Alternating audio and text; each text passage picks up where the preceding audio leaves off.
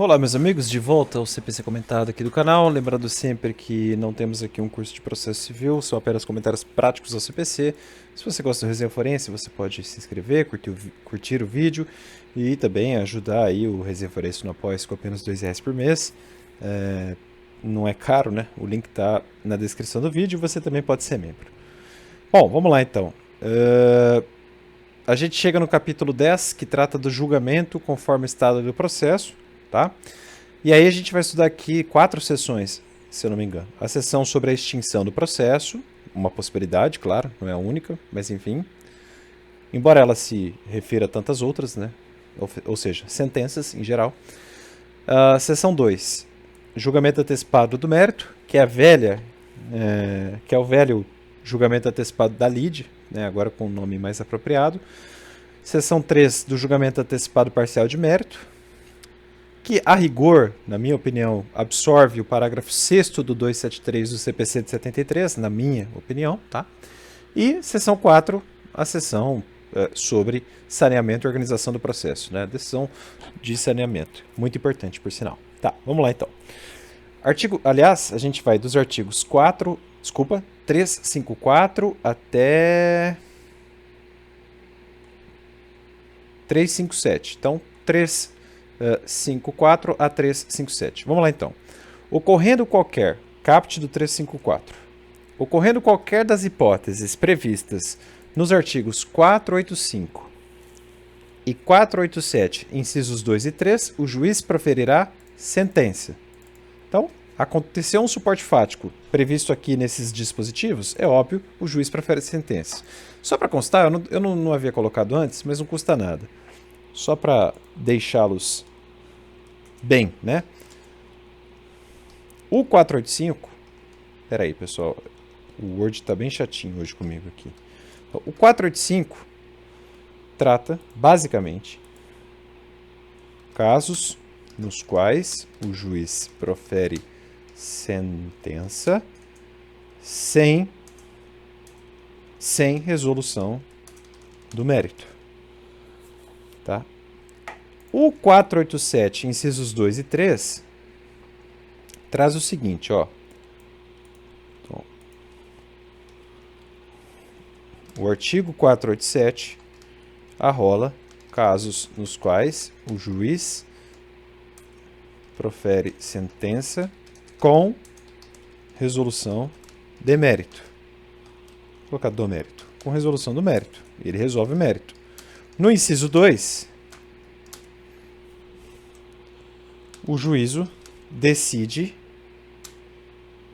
sobre a ocorrência de decadência ou de prescrição.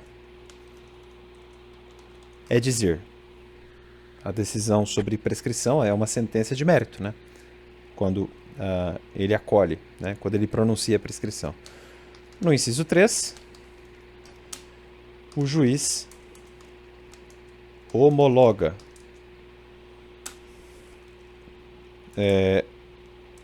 um dos seguintes atos.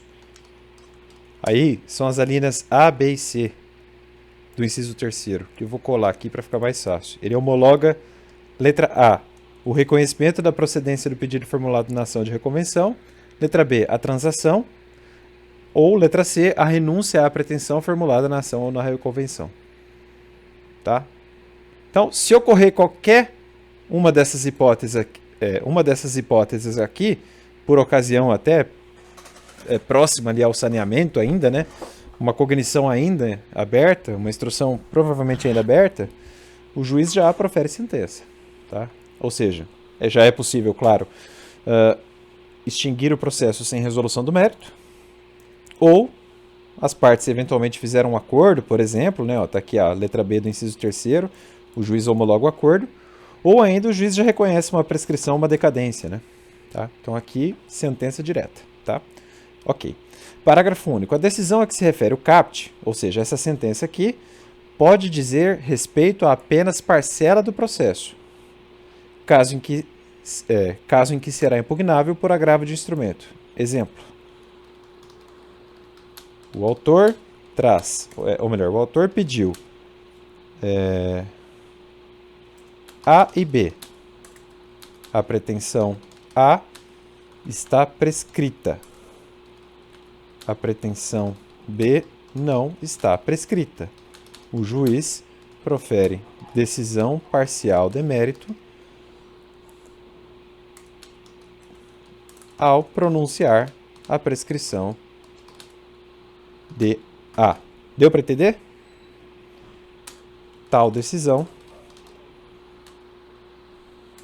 pode, ou melhor, a recorribilidade de tal decisão passa pelo agravo de instrumento, não pela apelação. É uma sentença, a rigor, né? Mas aí, como um pedacinho do mérito, acaba sendo uma decisão parcial de mérito. E para facilitar na prática, cabe agravo de instrumento. Ou seja, você autua o recurso em novos autos, esses autos sobem para o tribunal e, em primeiro grau, continua correndo o mesmo caderno processual de origem. Tá? Facilita, na prática facilita. Se fosse apelação, subia tudo, né? O tribunal resolvia só a parcela do mérito e o resto ficava aguardando, não faria sentido. Por isso que é agravo de instrumento. Andou bem o legislador aqui. Seção 2. Julgamento antecipado parcial do mérito. O juiz julgará antecipadamente o pedido, proferindo sentença com resolução do mérito quando? Número 1. Famoso. Este é o clássico julgamento antecipado da lide, né? Não há necessidade de produzir outras provas. Então, as partes dizem, olha, eu não quero produzir prova nenhuma, não quero audiência, não quero perícia, não quero nada, eu quero sentença. O juiz fala, tá bom, eu vou fazer o 355.1, intimem-se todos, anotem-se para a sentença. Quando os autos retornam, o juiz senta a sentença. Ou, senta a sentença é modo de expressar, claro, estou brincando aqui, tendo um vocabulário mais agradável. Ou então, o juiz já relata e diz, olha, está claro aqui que é possível julgamento antecipado do mérito, na forma do 355, inciso 1º, fundamento e dispositiva, sentença também. E aqui é total, né? Claro. 2. Então, possibilidade também de julgamento antecipado quando o réu for revel. Ocorrendo o efeito do 344, né? Que a gente estudou recentemente, por isso que eu não vou comentá-lo. O efeito do 344 o juiz presume verdadeira a alegação contida na inicial e é possível que o juiz a presuma verdadeira pelas razões que a gente já estudou, tá? E não houver requerimento de prova. Lembre-se, o réu revel pode aparecer e pedir prova, ou ainda o próprio autor pode ter interesse na sua realização, porque pode ser o caso de a sua versão não ser verossímil, né? E aí ele, não, juiz, eu quero fazer um laudo para realmente ficar claro, em cognição exauriente, a minha tese aqui, embora não verossímil, eu quero mostrar que ela é verdadeira, né? E aí tudo ocorrerá na forma do 349. O 349 diz assim, deixa eu copiar aqui, o 349 é aquele que fala assim, ao réu revel será lícita a produção de provas contrapostas às alegações do autor, desde que se faça representar nos autos a tempo de praticar os atos processuais indispensáveis a essa produção. Joia? Avante. Julgamento antecipado parcial do mérito. Então aqui de novo, uma decisão interlocutória parcial de mérito. Tá? O juiz decidirá parcialmente o mérito quando um ou mais dos pedidos formulados ou parcela deles, número 1, mostrar-se incontroverso. Exemplo. A promove ação contra B e pede o pedido 1 e o pedido 2, P1 e P2. O réu contesta somente aquilo envolvendo o pedido 1. O juiz, então, pode proferir decisão interlocutória parcial de mérito de procedência sobre o pedido 2. Tá? É um pedacinho do mérito. Além disso, né, o trecho de mérito antecipado por decisão tende a estar em condições de imediato julgamento, ou seja, é o 355 num trechinho, né? Então, cabe o julgamento antecipado do mérito nesse tanto, tá? Então, o 2 aqui é até meio óbvio. Parágrafo 1º. A decisão que julgar parcialmente o mérito poderá reconhecer a existência de obrigação líquida ou ilíquida. Não tem problema. Então, no exemplo aqui que o juiz confere a procedência sobre o pedido 2, né, sobre P2, não tem problema nenhum. Ele fala, olha, a gente vai liquidar, tá? Ou ele fala, olha, é R$ 5.000, já sei de antemão, tá? Parágrafo 2º. A parte poderá liquidar ou executar desde logo a obrigação reconhecida na decisão que julgar parcialmente o mérito, independentemente de caução, ainda que haja recurso contra essa interposto. E aí uma diferença, né, da apelação para o agravo de instrumento. É uma contradição do código, né? Se fosse sentença final, digamos assim, óbvio que é final, mas enfim, se for por sentença, a apelação não tem efeito suspensivo via de regra, mas o cumprimento provisório da sentença, no caso, terá de ser caucionado. Aqui não, né? Aqui, quer dizer, é um contrassenso do código, né? É uma maluquice. Ainda que haja recurso, o recurso aqui é o agravo de instrumento, não é a sentença. Então ficou estranho. Parágrafo 3º. Na hipótese do parágrafo 2º, se houver trânsito em julgado da decisão, a execução será definitiva. Óbvio, né? Aí vira um cumprimento definitivo de decisão parcial de mérito. Enquanto não houver trânsito em julgado da decisão, é um cumprimento provisório, só que independente de caução. Tomem cuidado, tá? Então, aqui não depende de caução. Parágrafo 4º. A liquidação e o cumprimento da decisão que julgar parcialmente o mérito poderão, não devem, mas podem, é até conveniente que sejam processados em autos suplementares. É melhor, para não dar bagunça, tá? Então vamos fazer a conta num novo caderno processual que vai ficar apenso aqui. Autua num lugar diferente aí e vamos que vamos. Isso pode se dar por ofício ou a requerimento da parte interessada. Parágrafo 5º, aqui importantíssimo, né? Contra a decisão parcial de mérito cabe agravo de instrumento, não é apelação, tá? Beleza? Tranquilo? E aí tem as diferenças, né, entre agravo de instrumento e apelação que vocês estudam em recursos. Seção 4. Saneamento e organização do processo. É a última hoje estudada, 357. Não ocorrendo, o juiz viu que não é possível nem o julgamento antecipado do mérito, não é possível extinguir o processo de antemão por, sei lá, por uma preliminar que tenha passado pelo crivo do juiz, ou que não houve acordo, então ele não homologa nada, ou não há prescrição sobre nada, enfim, não cabe julgamento antecipado do mérito, não cabe nem julgamento antecipado parcial do mérito. O juiz, então, vai ter que sanear o processo, né? Decisão de saneamento e organização do processo. É o velho despacho saneador, que a rigor é uma decisão saneadora, tá? E aí o que ele faz? Ele resolve as questões processuais pendentes, se houver, então afasta uma preliminar, enfrenta lá a tese da incompetência relativa, por exemplo, invocada pelo réu, né? Etc, etc.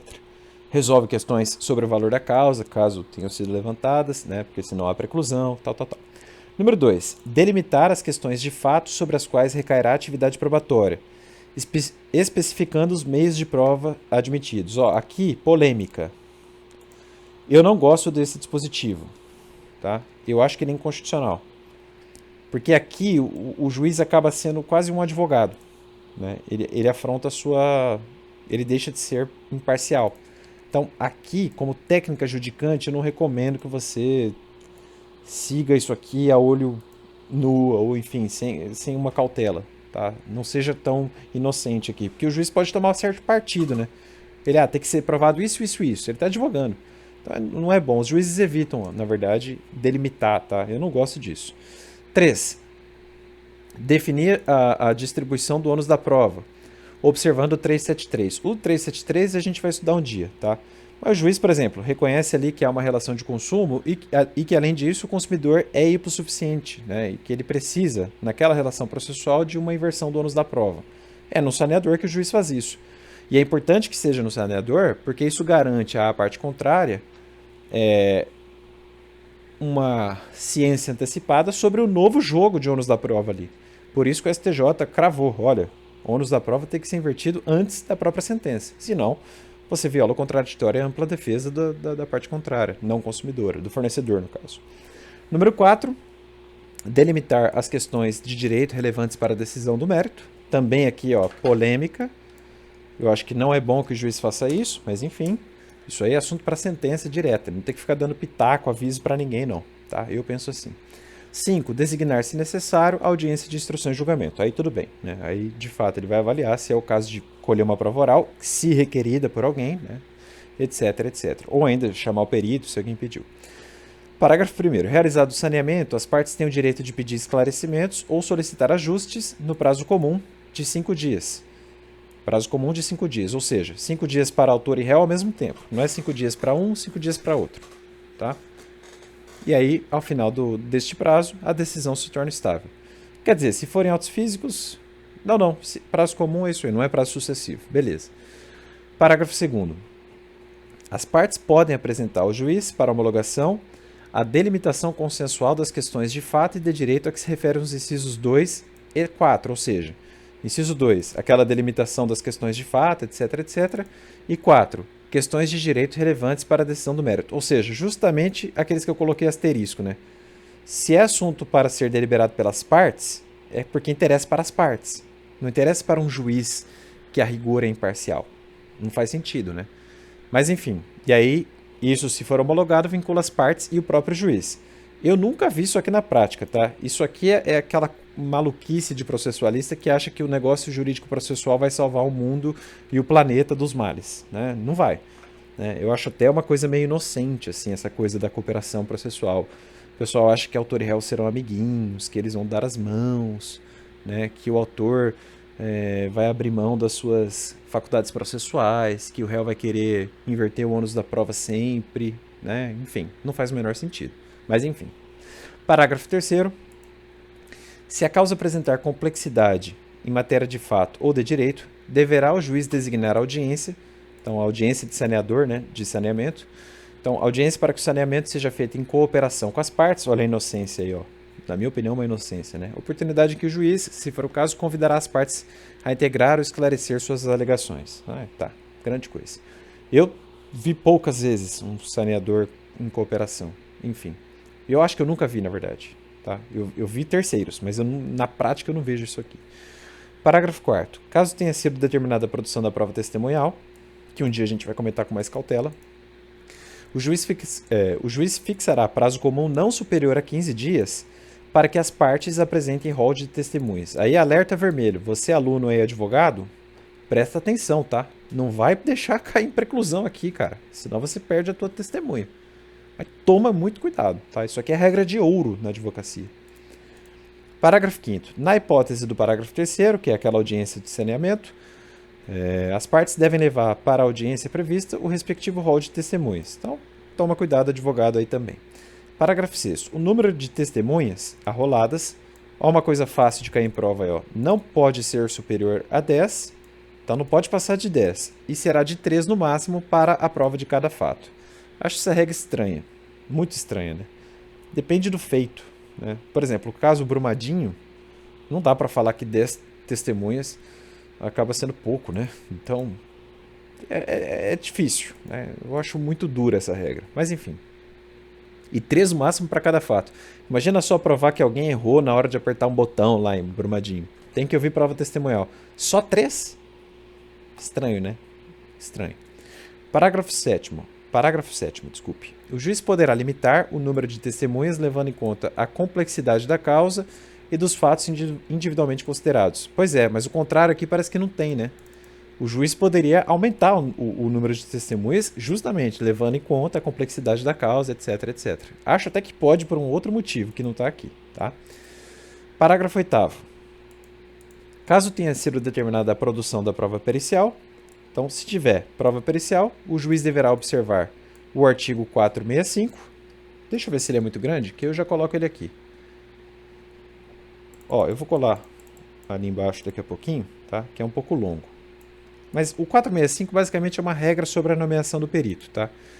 E se possível, ele já vai estabelecer calendário para a sua realização. Ó, eu quero o laudo a ser realizado no mês tal e entregue em juízo até o dia tal, tá? Mas ó, o 465 está aqui. É aquele que o juiz fala que nomeia o perito, e aí as regrinhas. Ó, pessoal, eu vou deixar na lousa e vou rolar devagar. É só pausar o vídeo e ler quem tiver interesse, tá?